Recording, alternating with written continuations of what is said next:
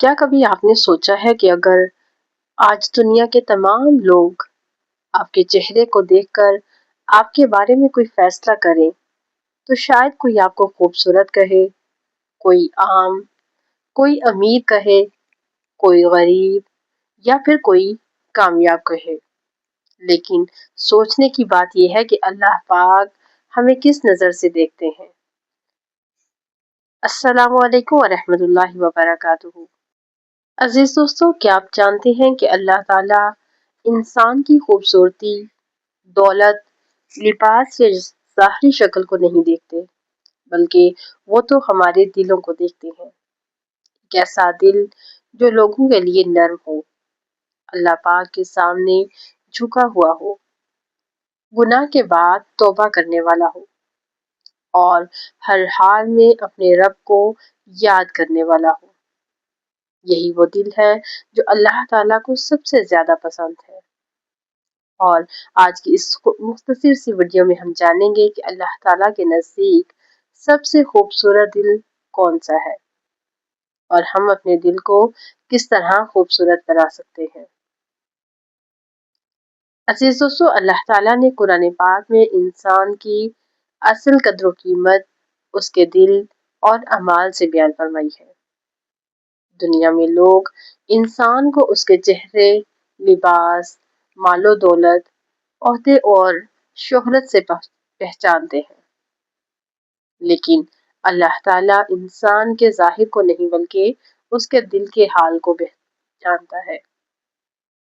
نبی کریم صلی اللہ علیہ وآلہ وسلم نے ارشاد فرمایا ہے، اللہ پاک تمہاری صورتوں اور تمہارے مالوں کو نہیں دیکھتا، بلکہ تمہارے دلوں اور اعمال کو دیکھتا ہے۔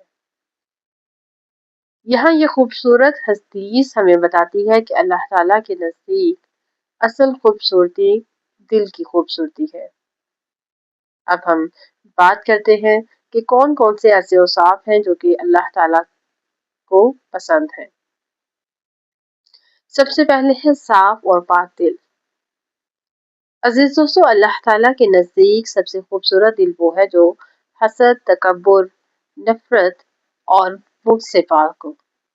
ایک ایسا دل جو دوسروں کے لیے خیر چاہتا ہو، جو کسی کی کامیابی سے جلتا نہ ہو بلکہ خوش ہوتا ہو، اور جو لوگوں کو معاف کرنا جانتا ہو۔ قرآن پاک ہمیں بتاتا ہے کہ قیامت کے دن کامیاب ہوگا وہ جو پاک دل لے کر اللہ پاک کے سامنے حاضر ہوگا۔ سورہ شورى میں اللہ تعالیٰ ارشاد فرماتے ہیں، جس دن نہ مال فائدہ دے گا اور نہ اولاد، مگر وہ شخص کامیاب ہوگا جو اللہ پاک کے پاس پاک دل لے کر آئے گا۔ دوسرا وصف یا خوبی اللہ پاک کی محبت والا دل۔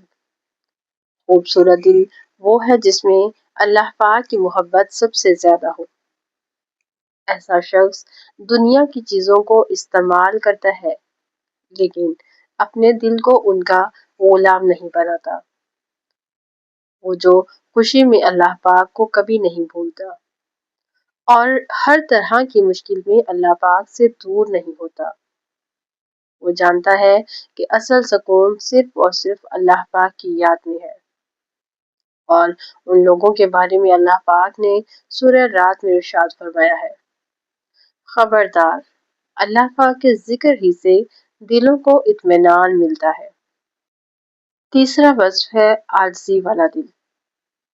جیسا کہ اللہ تعالیٰ کو تکبر والا دل پسند نہیں، اور خوبصورت دل وہ ہے جو اپنی حقیقت کو پہچانتا ہے، جو جانتا ہے کہ میری طاقت، میری کامیابی، میری زندگی، سب کچھ میرے رب، میرے مالک کی عطا ہے۔ نبی کریم صلی اللہ علیہ وآلہ وسلم کا پاک ارشاد ہے، جس کے دل میں ذرا برابر تکبر ہوگا وہ جنت میں داخل نہ ہوگا۔ اس لیے اپنے دل کو عاجزی سے سجائیں، کیونکہ عاجزی والا دل اللہ پاک کو بے حد پسند ہے۔ 4 نمبر پہ ہے ہمارے پاس توبہ کرنے والا دل۔ عزیز دوستو، انسان فرشتہ نہیں ہے اور غلطیاں بھی انسانوں سے ہی ہوتی ہیں، لیکن اللہ پاک کو وہ دل بے حد پسند ہے جو گناہ کے بعد واپس اپنے رب کی طرف لوٹ آئے۔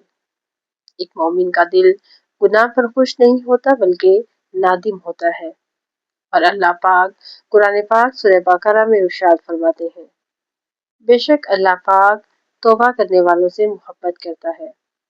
اگر کبھی کوئی غلطی ہو جائے تو مایوس نہ ہو، کیونکہ اللہ پاک کی رحمت ہماری خطاؤں سے بے حد بڑی ہے۔ 5ویں نمبر پر ہے نرم دل۔ ایک خوبصورت دل وہ ہے جو دوسروں کے دکھ درد کو محسوس کرتا ہے، جو والدین کے ساتھ حسن سلوک کرتا ہے، غریبوں پر رحم کرتا ہے، چھوٹوں سے محبت اور بڑوں کی عزت کرتا ہے۔ نبی کریم صلی اللہ علیہ وآلہ وسلم کی پوری زندگی رحمت اور محبت کا نمونہ تھی۔ ہمیں بھی اپنے دل کو ایسا بنانا ہے کہ لوگ ہمارے قریب آ کر سکون محسوس کریں۔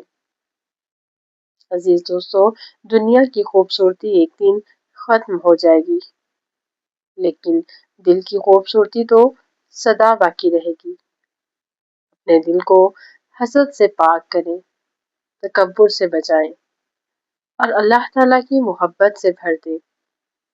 مخلوق کے لیے آپ رحمت بن جائیں۔ مل کر دعا کرتے ہیں کہ اے اللہ پاک ہمارے دلوں کو پاک کر دے، ہمارے دلوں میں اپنی محبت پیدا فرما، ہمیں عاجزی، صبر اور اچھے اخلاق والا بنا دے۔ آمین یا رب العالمین۔ عزیز دوستو، اگر آپ سب کو یہ پیغام پسند آیا ہو تو اسے دوسروں تک ضرور شیئر کیجیے گا، کیونکہ شاید آپ کی ایک شیئر کسی کے دل کو اللہ پاک کے قریب کر دے۔ اپنی خاص دعاؤں میں ہمیں بھی یاد رکھیے گا۔ جزاک اللہ خیرا کثیرا فی الدنیا والآخرہ۔ صلی اللہ علیہ وآلہ وسلم۔